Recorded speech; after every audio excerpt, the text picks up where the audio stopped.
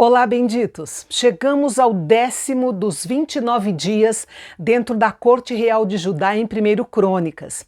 E depois de tantas genealogias para entendermos o contexto do reino de Judá, a partir deste capítulo estaremos dentro da corte real de Judá para vermos alguns detalhes das histórias que não foram contados nos livros de Samuel e de Reis. Então, pegue sua Bíblia e vamos lá!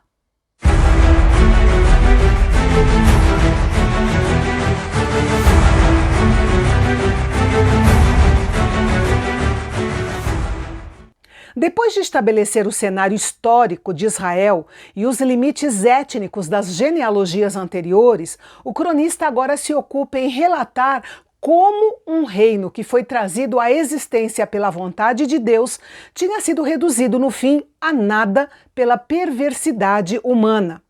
Ele também desejava mostrar que o elevado desígnio de Deus não tinha sido frustrado depois dos 70 anos de cativeiro.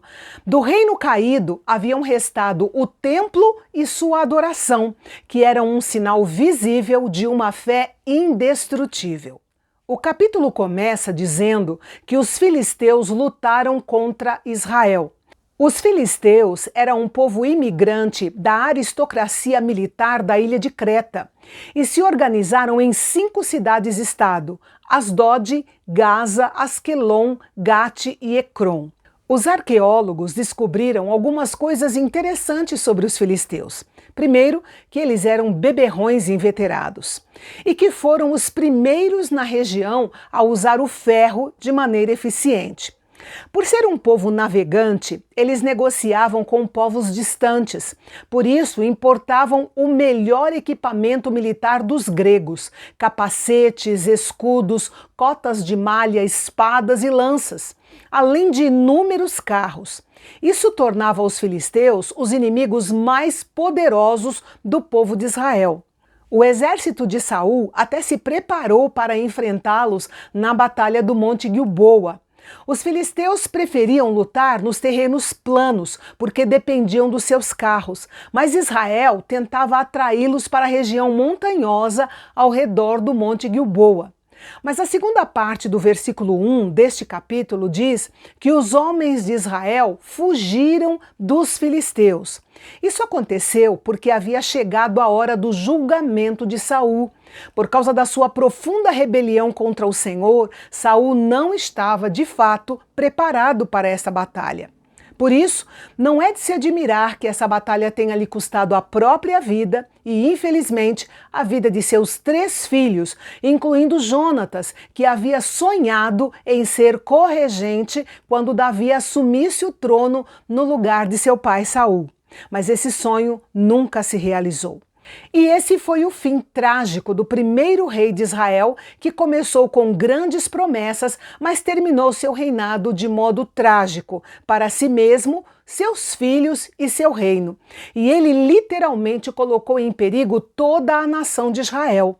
A vitória dos filisteus foi tão completa que quando os homens de Israel, que estavam do outro lado do vale, no outro lado do Rio Jordão, viram que o exército de Israel tinha fugido e que Saul e seus filhos estavam mortos, fugiram aterrorizados, abandonando as cidades. E os filisteus tomaram posse das cidades abandonadas. A morte trágica de Saul deu oportunidade para os filisteus desonrarem o nome do Senhor. Primeiro, eles humilharam o corpo de Saul, cortando sua cabeça. Naquela cultura, ter o cadáver tratado dessa maneira era considerado um destino pior do que a própria morte.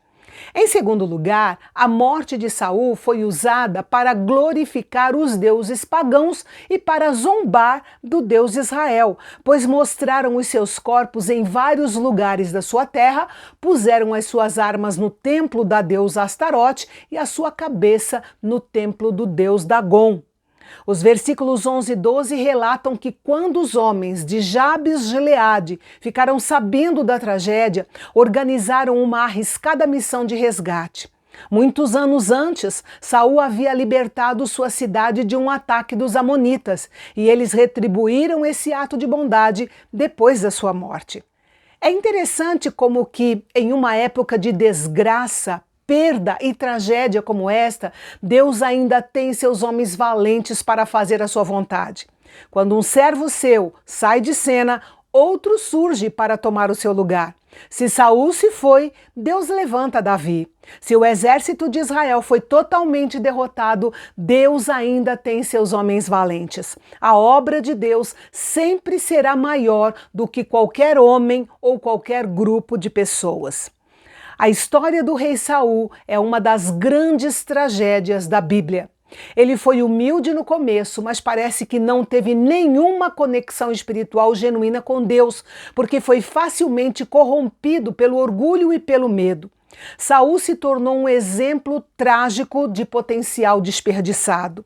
Ele era rei da nação de Israel, devidamente chamado e comissionado por Deus, honrado com a amizade do profeta Samuel, cercado por muitos homens tementes a Deus, tudo estava a seu favor. Mas, desde o início, ele falhou. Passo a passo, ele declinou em sua conduta e em seu caráter, até que consultou uma feiticeira para a orientação, e essa foi a gota d'água da sua ruína. Quando um homem ou mulher é chamado por Deus para servi-lo, sempre lhe é dada a orientação de Deus em uma comunicação espiritual direta. Porém, se houver desobediência, esta orientação será retirada. Então, o homem ou a mulher deve humilhar-se diante de Deus até que essa comunicação seja restaurada. Caso contrário, o resultado será a ruína do seu ministério. Saul preferiu seguir o seu próprio caminho. Por isso, o reino da nação de Israel foi entregue a Davi, um homem segundo o coração de Deus.